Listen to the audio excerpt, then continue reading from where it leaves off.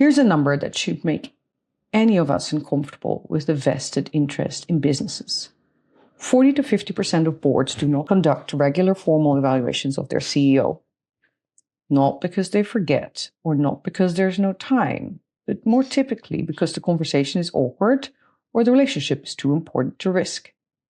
And frankly, nobody quite knows how to tell the person they appointed, the person sitting at the head of the table, that they're not entirely sure they're still the right person for the job.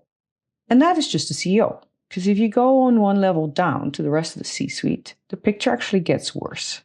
Because to most organizations, the CFO, the CEO, and the rest of the C-suite, the people running the functions that keep the whole thing moving, are being assessed by one person who has a personal relationship with all of them, a vested interest in keeping most of them happy, and also a structural conflict of interest with at least one or two of them who could, and probably should, be sitting in the CEO chair instead in the future. I walk into a lot of organizations in trouble, and I want to tell you something that took me a while to actually be able to say out loud without people getting defensive immediately. The problem at the top is almost never that the wrong people are in the room. It's usually the right people in the room, but they have stopped telling each other the truth. The CEO stopped calling the CFO because the relationship is too valuable, or the board to stop challenging the CEO because nobody wants to be the one to say it.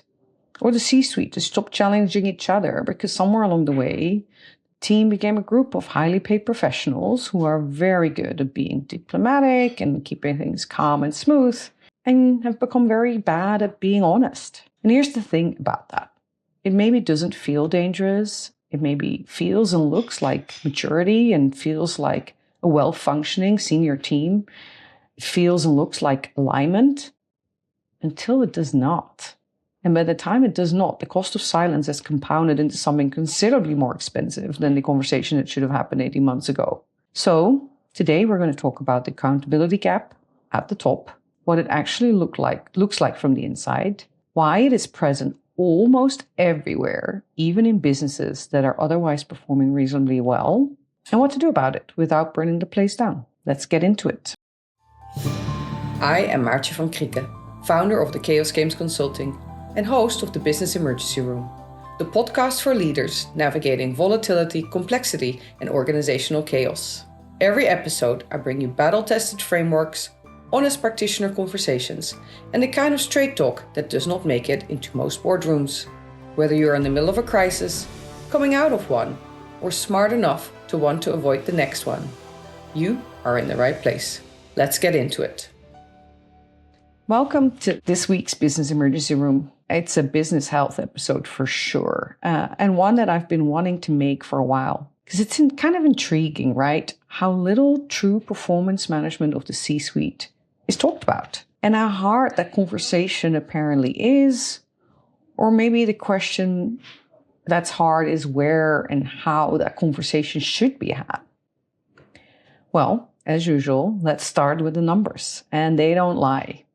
As I said in the opening, 40 to 50% of boards do not conduct regular formal CEO evaluations, despite it being one of their primary governance responsibilities, right? And only 7% of boards use CEO assessments to its full advantage, according to NASDAQ. CEO turnover hit a 20-year high in 2024. It was nearly 1 in 5 CEOs at the world's largest companies stepped down. That is staggering. That's also not a healthy number, 1 in 5.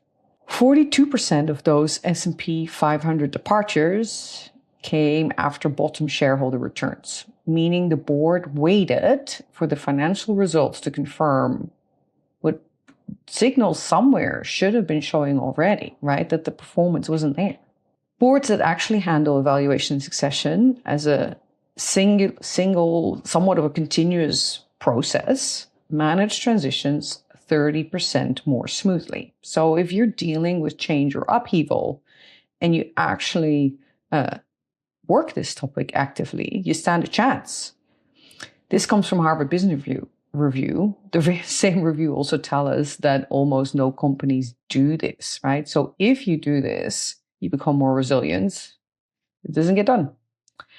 Then the number nobody tracks, because it's much harder to find out how many C-suite members below the CEO are formally and honestly assessed. The answer is really that I can't find any data on this, which in itself is a worrying statistic. Well, let's get to what should actually be in place. What we're looking at is 3 layers of accountability that should exist at the top of any organization. And unfortunately, almost universally don't. So the board should be holding the CEO accountable. The CEO should be holding the C-suite accountable. And the C-suite should also hold each other accountable. And each of these layers enables the next. If you fix one, then you create conditions effectively for the other one to work. But if you break one, then the dysfunction cascades downwards through the whole organization. And I don't think you can effectively performance manage an organization if there's no performance management at the top. So let's start with that first layer, the board and the CEO. How is that supposed to work? Well, in theory, the board sets a clear mandate before the CEO starts, right? Not a job description, but more a value creation mandate, I think we can call it, with measurable and smart outcomes. And there should be reviews against that mandate, at least annually, and not just financial results, but leadership effectiveness, team building, culture, and whether the CEO is still the right person for the current stage. So basically, all the stuff that's in anybody's performance review, that's also a mid-level leader. And then there should be succession planning, which runs in parallel, not as a crisis response, but as a continuous governance discipline. And there should be some transparency there, because it's not as if that at that level between peers, it's not utterly clear who of those who are already in the room are at least on that succession planning list, right? So let's be open and transparent about that and say it out loud. And then, yes, typically there is some succession planning options that are coming from outside the organization, which might need to be less specifically mentioned. How it then actually works. The board that appointed the CEO has a personal investment in that person succeeding, right? That is their candidate. So the challenge is that if the board appointed that CEO, objectivity is somewhat compromised from day one. You could even say structurally compromised, because that's their candidate, right? If that CEO fails, then it means they picked the wrong person. Yet the CEO controls the information the board receives. So he or she controls the agenda, the presentations, the narratives, which means the board is assessing performance against the picture the CEO curates. And then what happens also is that performance conversations become really just compensation conversations, right? So this evaluation exists to justify the pay package, but doesn't necessarily generate the honest assessment.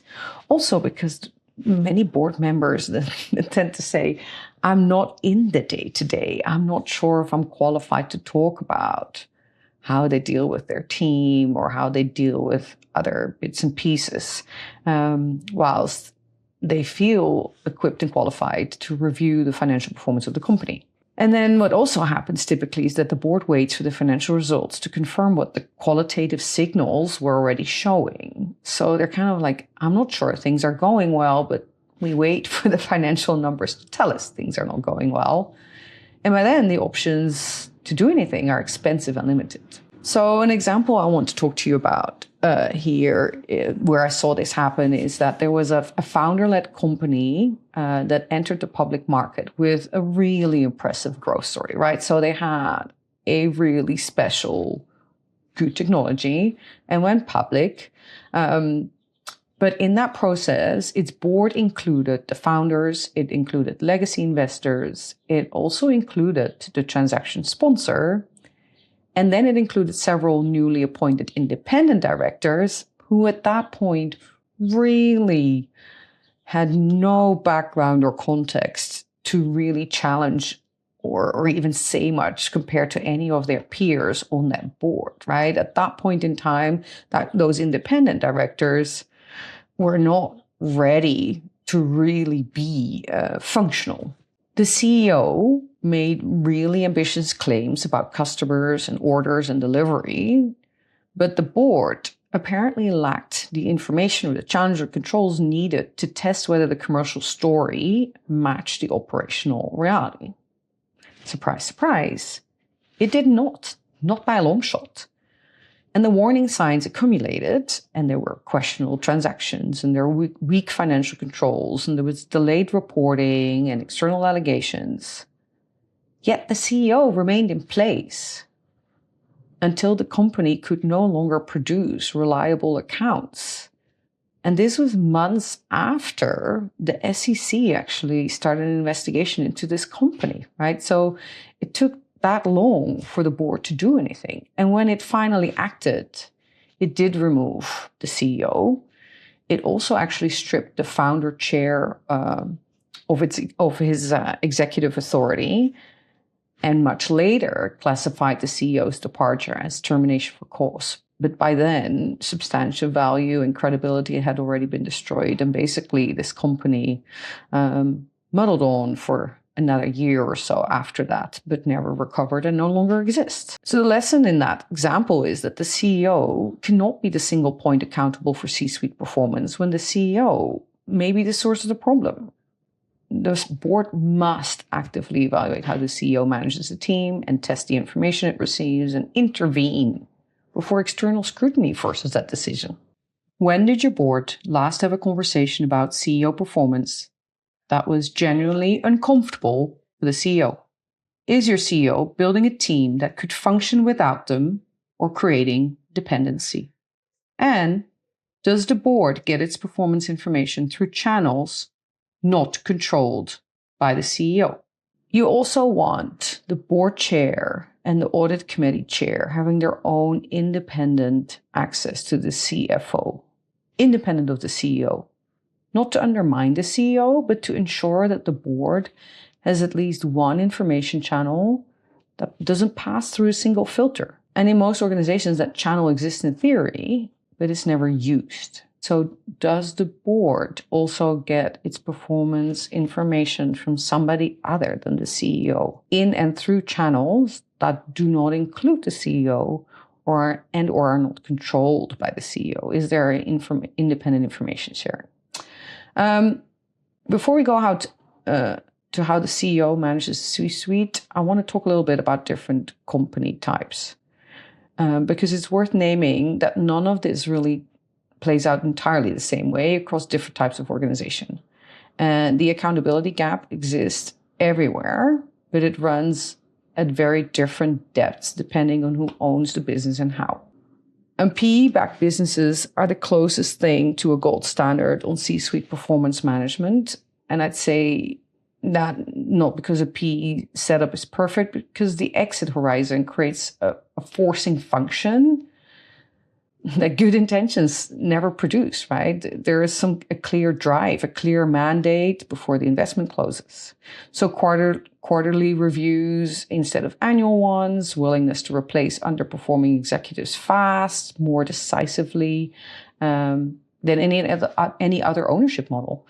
And when you have 3 to 5 years to create value, an exit, you cannot afford to manage around a performance problem for 18 months hoping it resolves itself. So the accountability structure, or the accountability, is basically structural to the way the business is run and not cultural. And then there is somewhere in between the mid-market private company, which is where most of my work actually happens. And I suspect many of you are too. And yeah, you're large enough to have a proper C-suite, but you're not large enough to have the governance infrastructure of a public company. And there is no PE exit creating that urgency. And you often started out with an advisory board that at some point became your board, but isn't really operating as a fiduciary one. And then on top of that, there's typically a CEO who's frequently been in the role long enough that the board has quietly lost either the objectivity or the courage to really challenge them in that role. And that's where the accountability gap runs deepest, because that's where it costs the most, because there's no external forcing function coming. And the intervention only happens when somebody decides to make it happen. And unfortunately, that often is much too late. So in summary, for me, the red flag often starts with personal relationships. It seems that many feel that people, having been in it together forever, or their kids spending lots of time outside work together, or them, their partners knowing each other, is by many considered a good thing. But to me, it indicates, just like in most marriages, that it's likely many conversations stopped happening, right? Things just are what they are.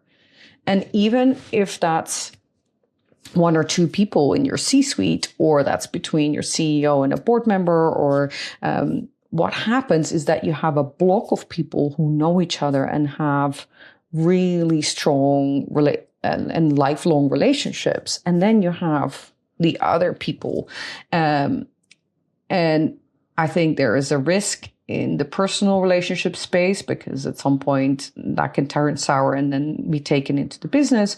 But I also think it affects the overall dynamics when there is a lopsided power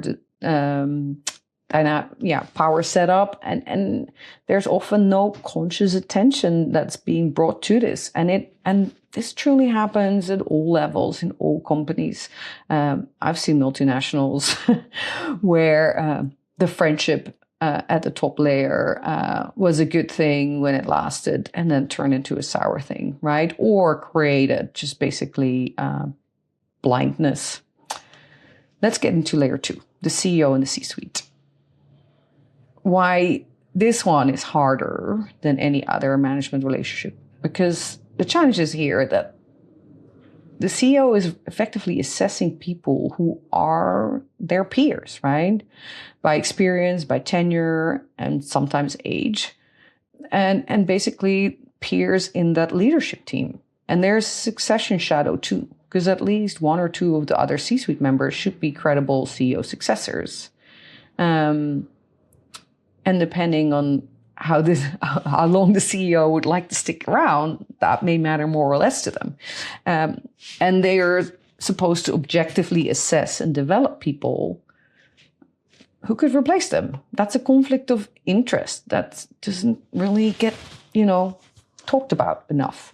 So there's also a bit of echo chamber, because the C-suite should be the CEO's primary source of honest challenge, but the CEO controls to an extent their career trajectories. So that structural dynamic produces groupthink and silence and avoided conversations.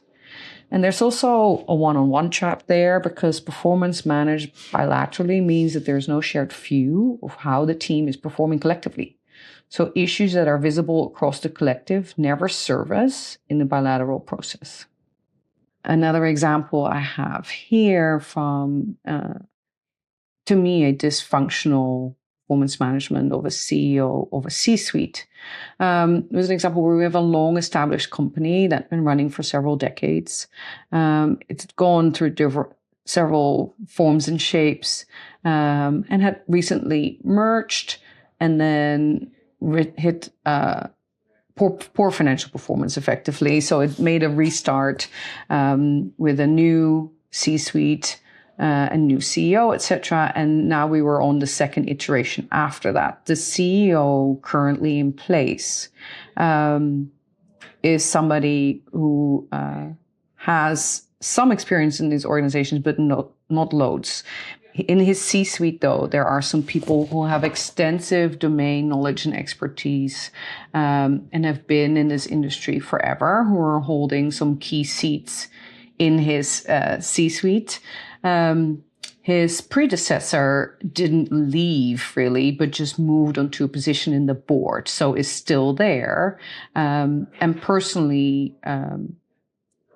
put some of the current C-suite in place, and has personal relationships with some other people in that C-suite.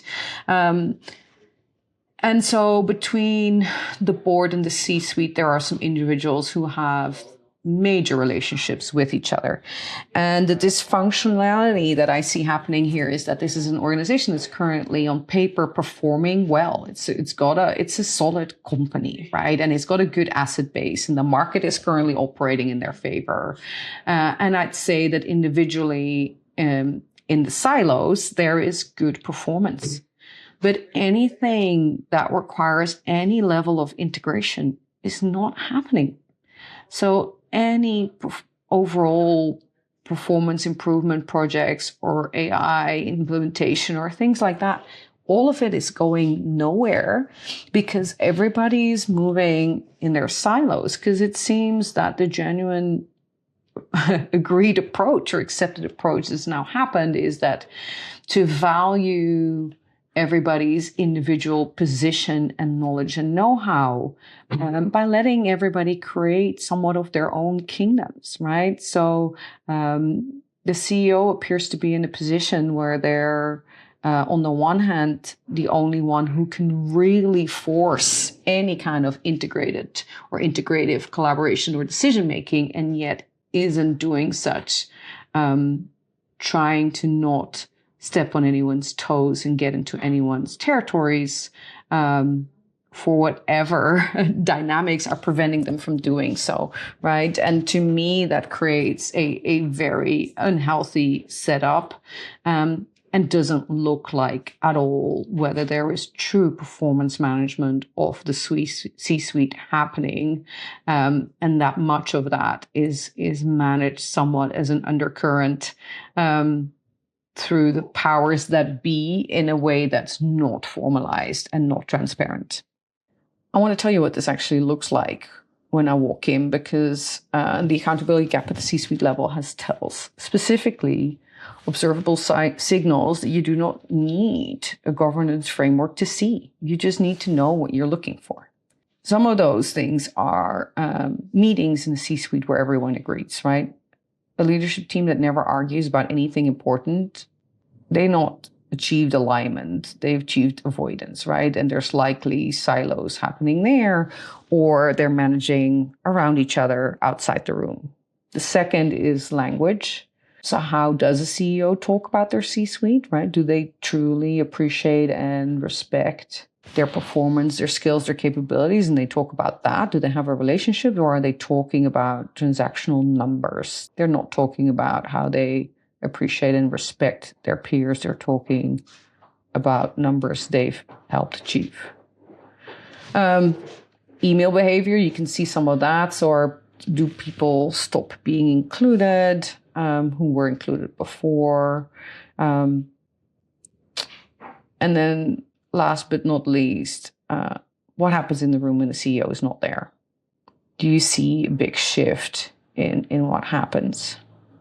When one person is responsible for managing the performance of an entire senior team individually, the quality of that team's integration is entirely dependent on the quality of the relationship that already exists between them, which is exactly the thing you can't control and you cannot design and you cannot fix through a bilateral conversation with each person separately. And what then fills the vacuum is politics and legacy allegiances and selective information flows. And in the worst cases, a partial C-suite that is quietly decided it is more effective to manage around the CEO than through them.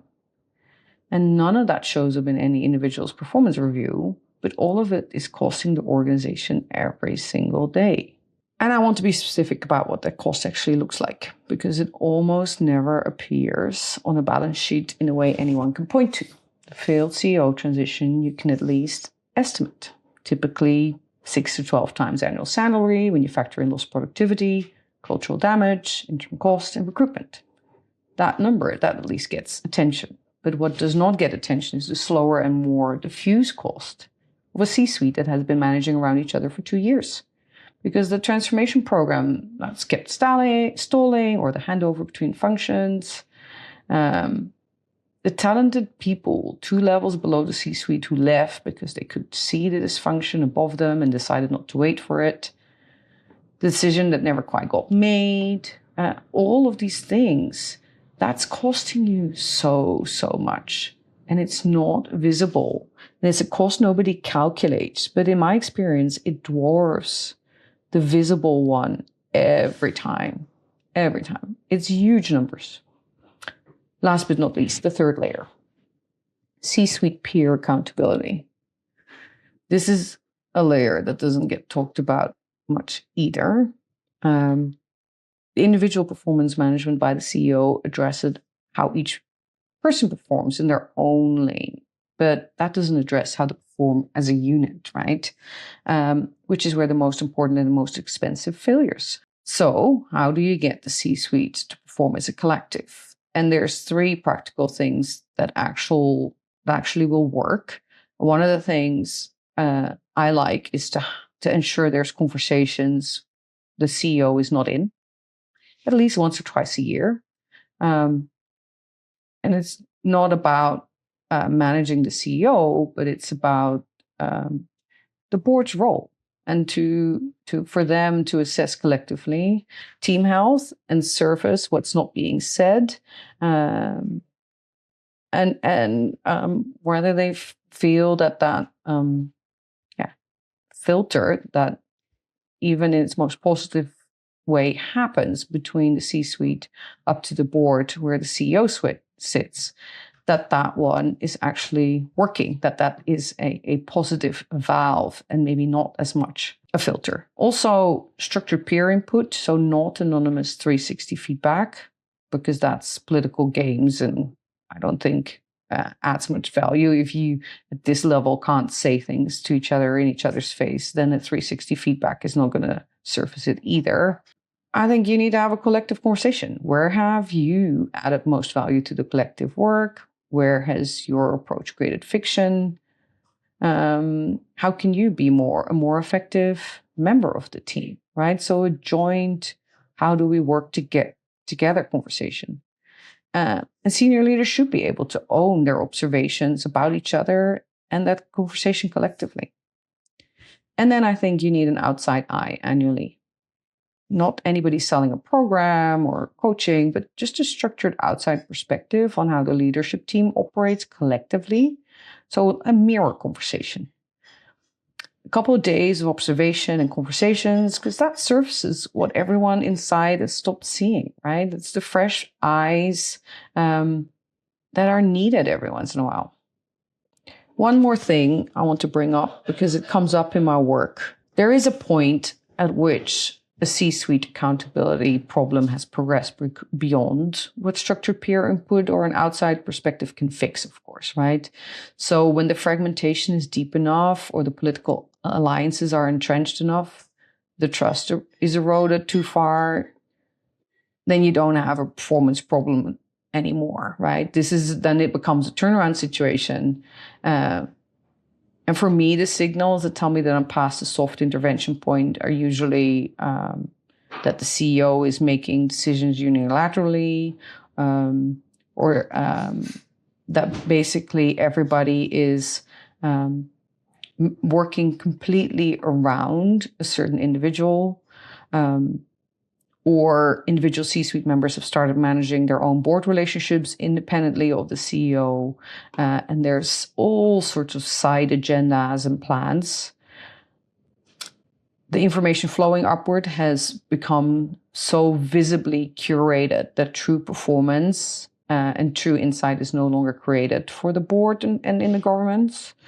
By that stage, typically, if you ask the C-suite about their peers, there's at least a few of them who can tell you everything their colleague has not done, but cannot tell you what they are working on today. At that point, you have such dysfunctional relationships that something needs to change, right? And I think we all know what that looks like. It doesn't mean it's easy to then start the process of creating that turnaround. But we know when personal relationships are getting in the way of getting back to a functional team.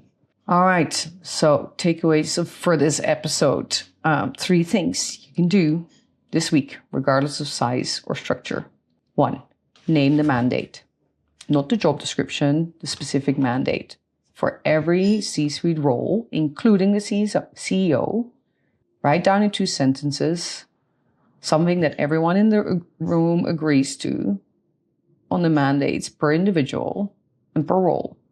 It creates a lot of clarity if that is a hard exercise. 2, schedule the uncomfortable conversation. Board to CEO, CEO to C-suite, C-suite to peer, C-suite peer-to-peer conversations, right? Pick the one that's been avoided or that hasn't happened in a long time and put it on the calendar, right? And go sit in a room and have that honest conversation, how things are truly working. Not an annual review, not looking at financial performance, at the dynamics and the collaboration. And then 3, ask the outside question. When did someone with no stake in the answer last look at how your leadership team is actually functioning? Not at the strategy, not at the financials, but as a team. If the answer is never, or a long time ago, that's an appointment worth making. Accountability gap at the top is not a governance problem you solve with a framework. It really is a culture problem, and you need to have the honest conversations. That's the only solution and tool here. The organizations that get this right are almost never the ones with the most sophisticated performance management systems. They're the ones where the people at the top have decided that honest feedback is a sign of respect and not a threat, and where they are jointly working on shared and jointly co-owned targets, where they understand that without each other, none of it will get delivered. If you want an outside perspective on how your leadership team is functioning, that's exactly the kind of stuff that I do with my business stress test. So hook me up if you want to have that conversation. And last but not least, what is the medication I would prescribe based on this episode this week? Well, I believe that every C-suite needs a business coach. A coach that's nobody's coach and everyone's coach. Somebody who 2 to 4 times a year talks to everyone and the joint team and does some observing and points out the gaps and the tension and the things to be mindful of. And unless you're in a turnaround situation, this works and it should be welcomed, right? And this is just simply a person who can help a little have these honest and open conversations, be smoother and make sure that things do not get lost in translation, and that somebody trying to make a constructive point or feedback doesn't get interpreted as being mean or nasty or something other than what it's intended to be, right? It's honestly helpful to have a facilitator in some of these conversations to make sure that they remain constructive and helpful. That's it for today. Thank you for tuning in. I hope to have you back at the next episode of the Business Emergency Room. That is your discharge papers from the ER for today. If this episode was useful, please share it, subscribe, and leave a review. It will keep this emergency room open for business and makes a big difference for podcasts like mine. I am Maartje van Krieken, and this show is my own from start to finish. Produced by me, polished by the brilliant team at Hivecast. And remember, this ER is always open. Till next time.